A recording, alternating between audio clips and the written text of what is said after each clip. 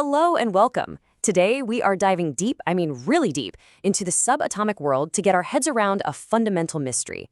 It all starts with the tiniest building blocks of matter, quarks, but you're going to see it ends with a question about the very fabric of reality itself. Okay, let's get into it.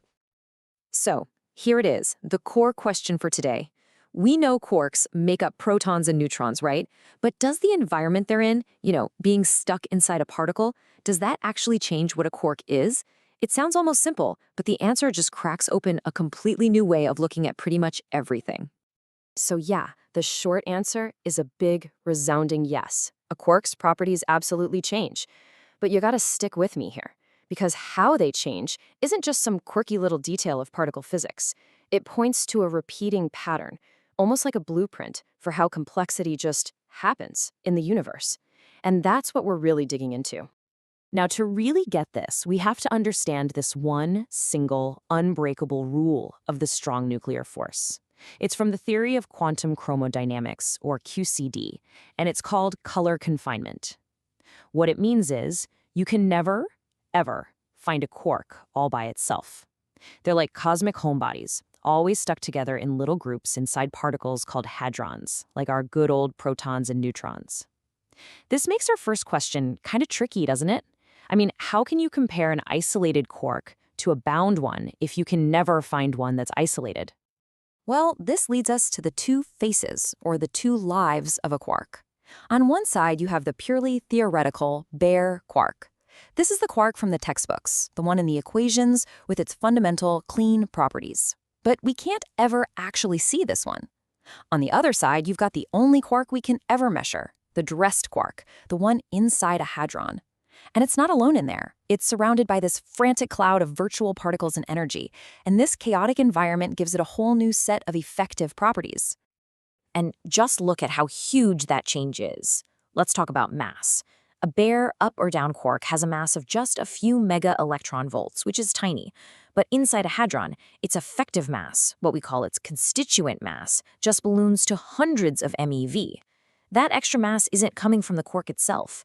It's generated on the fly, dynamically, from the insane energy of the gluon field and all the little C-quarks popping in and out of existence around it. The environment is literally what gives the quark most of its weight, its inertia.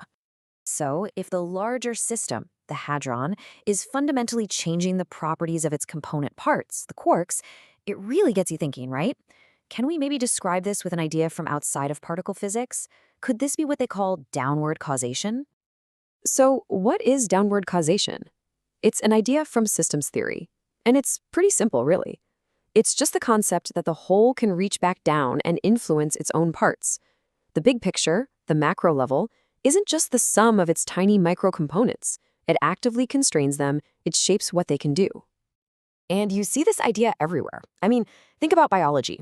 The survival needs of the whole organism, the big picture, dictate which genes get turned on or off inside a single cell. Or in society, right? Laws and social norms absolutely shape how we all behave as individuals. So the question is, does this same logic hold up here? Does the hadron as a complete system enforce rules on the quarks buzzing around inside it? It sure looks that way. But, and this is a really crucial distinction for physicists, while it looks like downward causation, it's technically something called weak emergence. Now, what that means is that even though the behavior of the hadron is mind-bogglingly complex, you can, in principle, derive all of it from the fundamental rules of QCD. No new laws of physics are needed. Strong emergence, on the other hand, would mean that new, unpredictable laws pop into existence at the higher level. And that's not what's happening in QCD. It's just incredibly complex. Okay, so we've kind of figured out how these complex particles emerge from these simpler rules. But that just leads to the next obvious question. Where is all of this happening? What's the stage for all this quantum drama? The answer is the QCD vacuum. And let me be clear, it is not empty space. Not at all.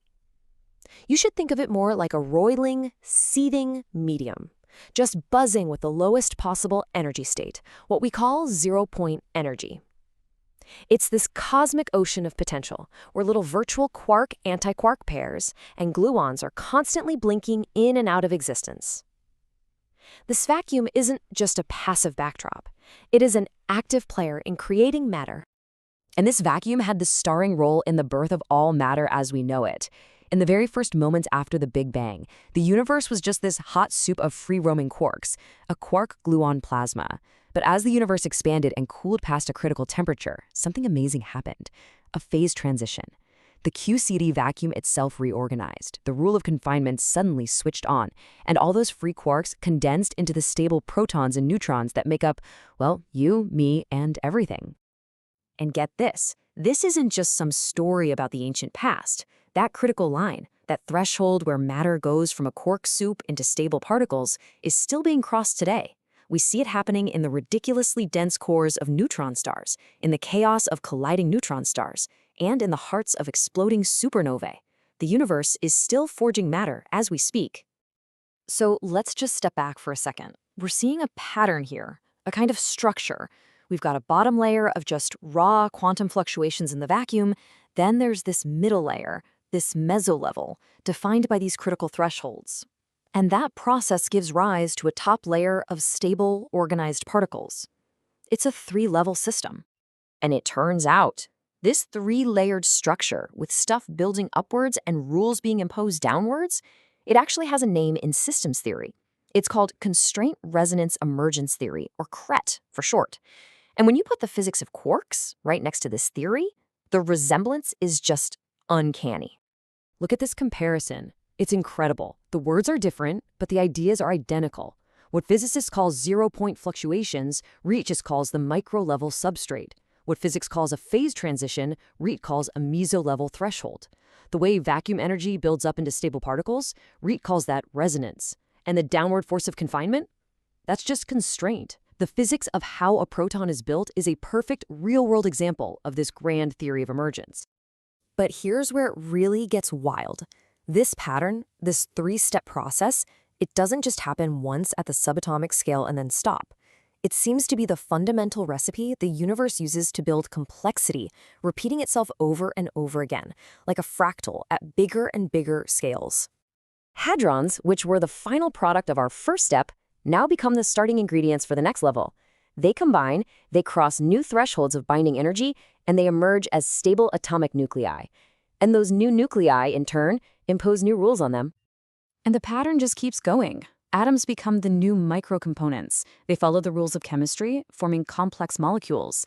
And these molecules then become the building blocks for life, a completely new macro level that brings its own downward constraints, like a genetic code and homeostasis. And you can just keep climbing the ladder. Living organisms form ecosystems. Conscious beings form societies. At every single level, you see the exact same pattern. You have micro-level parts, a middle layer of thresholds, and an emergent macro level that constrains the very parts that created it. It's the same blueprint, from quarks all the way to culture. So, this is where we end up. We started with a simple question about a quark's mass, and we've ended with this fractal pattern that seems to describe how everything is built. If the same rules that build a proton out of the quantum vacuum are echoed in the rules that build a society out of individuals, what does that really tell us about the universe we're living in? That's something to chew on. Thanks for joining me on this one.